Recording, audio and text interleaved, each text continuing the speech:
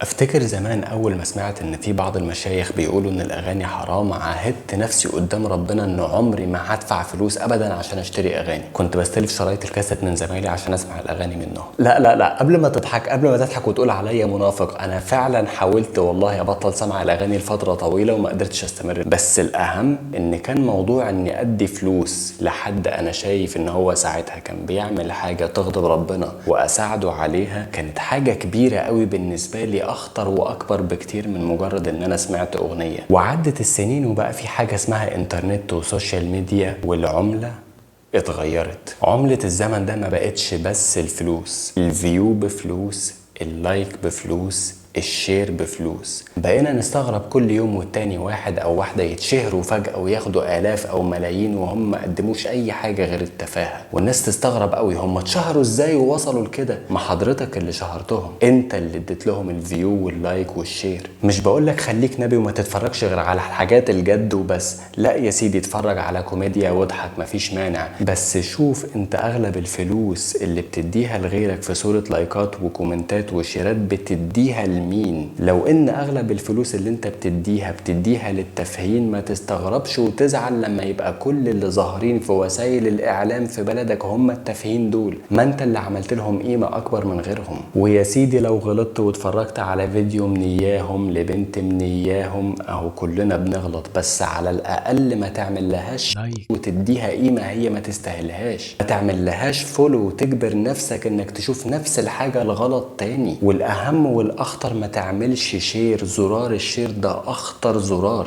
زي ما في حسنة جارية في سيئة جارية، وفي الزمن ده السيئة الجارية أسرع من الضوء. انت مرة واحدة تدوس فيها زرار الشير ممكن تخليك تاخد ذنب ملايين من الناس في ظرف ساعة واحدة. انت متخيل ملايين الذنوب بمجرد ضغط الزرار واحدة؟